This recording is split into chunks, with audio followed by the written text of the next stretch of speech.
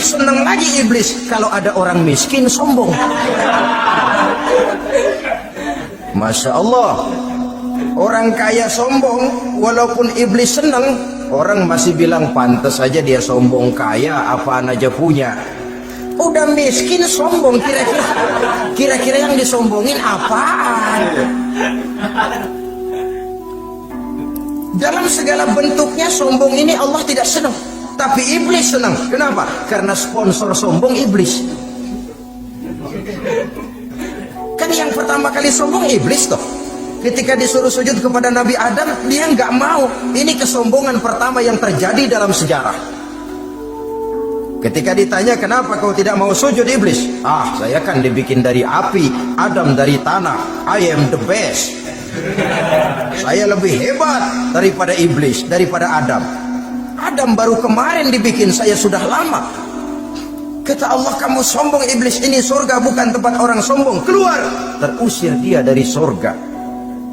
Jadi kesombongan pertama adalah kesombongan yang dilakukan oleh iblis. Dan dia tanamkan itu kepada kita supaya jadi orang sombong. Karena itu sombong ilmu Allah nggak senang, tapi iblis senang. Mentang-mentang ada ilmunya. Nih, satu-satunya ustadz di sini ya. Semua mesti ngaji sama gue. Kalau nggak ngaji sama gue, Islamnya kurang tapi bener. Sombong karena ilmu. Sombong karena pangkat, mentang-mentang pakai bintang di pundak, jalan pundak duluan. Yang wajar saja hidup ini. Sombong harta pun begitu. Kaum muslimin rahimakumullah. Orang kaya yang rendah hati dimusuhi oleh iblis, tapi dicintai Allah, dicintai Rasul, dicintai malaikat. Caranya bagaimana? Kembali kepada satu kesadaran bahwa pada saat terlahir ke alam dunia ini tidak ada yang pernah kita bawa. Kalau sekarang kita punya rumah, punya kebun, punya kendaraan, punya pabrik, punya segala macam benda, apa itu?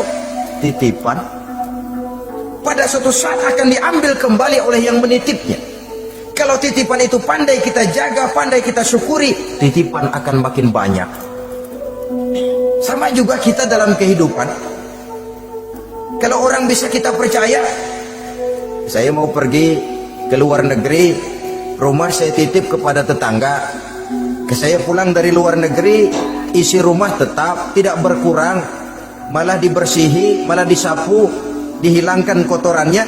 Tentu bukan main syukur saya, girang saya. Akan bertambah kepercayaan saya untuk menitipkan apa saja. Ini makna la in syakartum la azidannakum wa la in kafartum inna azabi lasyadid. Kalau kamu pandai bersyukur, aku tambah nikmat. Tapi kalau kamu ingkar, azabku teramat pedih. Artinya apa? Nikmat bisa berubah menjadi azab kalau kita tidak pandai mensyukurinya. Ma'asyiral muslimin rahimakumullah. Orang yang kaya ilmu lalu rendah hati, tidak selalu ingin menonjolkan diri. Ini kadang-kadang yang tanggung ini yang bikin berabe. Alim bener enggak, geblok bener juga enggak. Yang sedikit-sedikit mau nonjolin diri. Kalau enggak jadi imam enggak mau ke masjid, enggak jadi imam enggak mau ke musola. Pokoknya kalau enggak jadi imam marahan sama musola. Macam mana? Saudara-saudara kaum muslimin, rendah hati, tidak selalu ingin menonjolkan. Sebab orang yang selalu ingin menonjolkan dirinya biasanya orang yang kekurangan kepercayaan kepada kemampuan dirinya sendiri. Dia selalu ingin dinomborsatukan, dia selalu ingin ditempatkan pada ranking teratas. Dia tidak percaya diri. Orang yang percaya diri dapat bersikap wajar dalam kehidupan. Begitu juga kaya karena harta, dengan menyadari bahwa harta bagaimanapun banyaknya titipan dari Allah, pada suatu saat akan kembali. Dia harus dimanfaatkan sesuai dengan kehendak yang menitipnya. Begitu juga kaya oleh karena pangkat, kedudukan dan jabatan, pada suatu saat jabatan itu akan hilang dari diri kita. Karenanya sering saya jelaskan bahwa pangkat di dunia ini yang paling tinggi pensiun. Titel yang paling akhir almarhum. Saudara setuju atau tidak, titel itu akan saudara dapat. Bagaimanapun kita cinta kepada pangkat, kedudukan, entot pada akhirnya suatu saat akan sampai kepada posisi yang namanya pensiun. Kalau sadarlah kita kepada pemikiran ke arah sana, maka untuk mencapai kekayaan, baik kekayaan harta, kekayaan kedudukan, tidak lalu menghalalkan segala cara untuk mencapai tujuan, tapi dibatasi oleh norma dan kaedah yang harus dia taati, baik kaedah agama maupun kaedah bernegara. Inilah orang ketiga yang menjadi musuhnya iblis, orang kaya yang rendah hati, orang kaya yang tidak sombong. Yang keempat, saudara-saudara, tajirun shadiq, pedagang, pengusaha yang jujur. Iblis gedek betul, benci bukan main sama pengusaha, sama pedagang yang jujur, yang tidak mengurangi timbangan, tidak nipu pembeli, tidak barang yang jelek dibilang bagus, atau yang bagus di atas yang jelek di bawah, atau dicampur yang baik dengan yang jelek supaya kelihatan semuanya jadi baik. Semua orang ingin untung, tidak ada kecuali siapapun orangnya, dan itu wajar. Setiap manusia ingin mendapat keuntungan, kalau perlu dengan modal minimal mencapai keuntungan maksimal, seperti yang diajarkan oleh teori ekonomi. Itu kan yang namanya produktif kan. Satu usaha dinamakan produktif, bagaimana kita mengeluarkan modal minimal bisa mencapai keuntungan maksimal. Silakan. Bahwa manusia ingin untung itu insting, naluri, fitrah. Tidak ada orang yang mau rugi. Tapi cara mencapai keuntungan itu yang membedakan antara seorang muslim dengan yang bukan muslim. Sudah pernah saya sampaikan, apabila kaum pengusaha, para pedagang sudah dijangkiti penyakit yang tidak jujur, yang akan timbul adalah kekacauan ekonomi.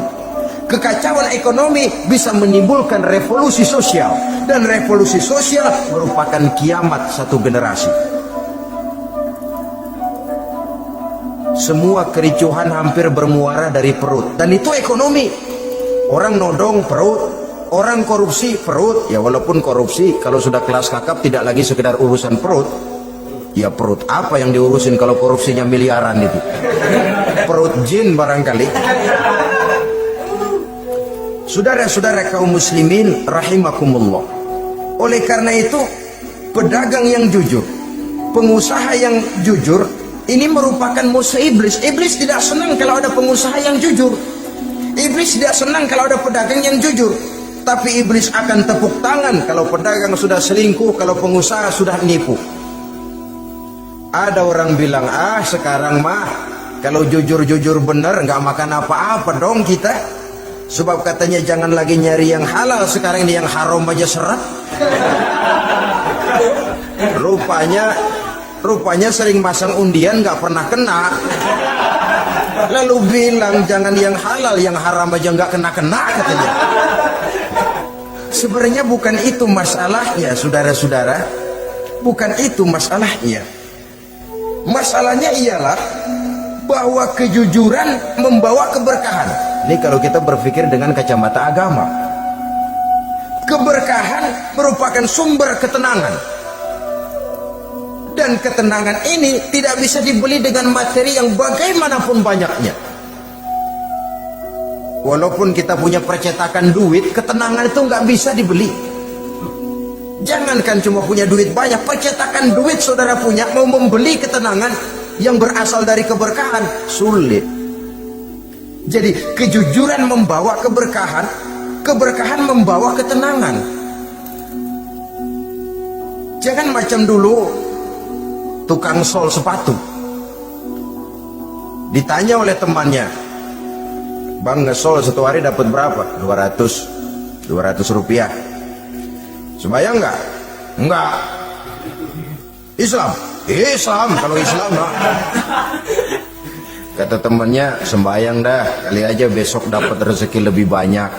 Yang benar, iya, kalau orang sholat itu Allah dekat, nanti rezekinya ditambah. Beneran? Bener. Subuh sembayang dia, habis sembayang sarapan berangkat ke tempat dia ngesol mangkal. Dari pagi sampai jam 11 belum ada juga yang ngesol. mulai bimbang hatinya. Katanya kalau sembahyang rezeki tambah. Tadi sembahyang subuh pagi hari belum ada yang ngesol. Cobaan kali, sabar. Datang sholat zuhur. Habis zuhur nunggu lagi, belum juga ada yang datang ngesol. Udah mau pulang hampir maghrib, baru datang satu orang dandanin sendal jepit putus.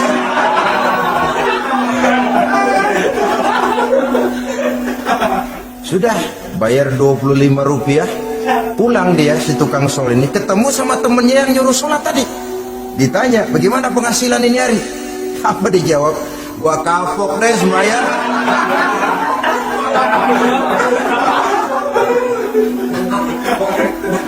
Kemarin nggak sembahyang dapat 200, sekarang begitu sembahyang jigo.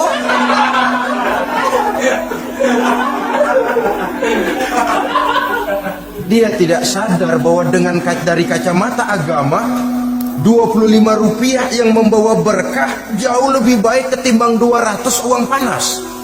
Dari kacamata agama 25 rupiah yang membawa berkah lebih baik daripada 200 rupiah tapi panas. Sebab panas menjauhkan kita dari ketenangan. Itulah sebabnya maka pedagang yang jujur, pengusaha yang jujur menjadi musuh setan dan beruntung. Sekarang jadi pengusaha jujur-jujur nggak dapat proyek, Pak. Kalau nggak bisa semur. Padahal agama sudah menjelaskan ar-rashi wal murtashi finnar. Orang yang nyogok dan orang yang disogok dua-duanya neraka. Kenapa? Join termasuk ta'awanu 'alal ismi wal 'udwan. Bertolong-tolongan dalam berbuat dosa dan kesalahan. Kalau hadiah lain hadiah, kalau sedekah lain sedekah. Tapi yang namanya semir, suap, ar-rashi wal murtashi finnar. Saudara-saudara kaum muslimin rahimakumullah. Jadi pedagang yang jujur, pengusaha yang jujur merupakan salah satu roda perekonomian.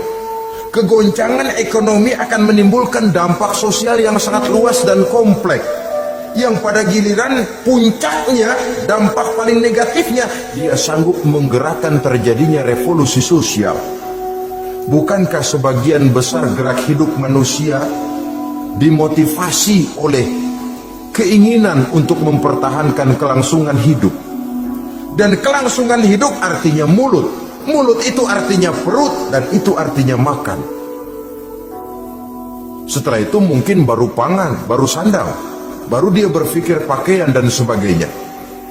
Jadi karena dia merupakan penggerak roda ekonomi, pedagang yang jujur, pengusaha yang jujur mutlak diperlukan dalam kehidupan ini.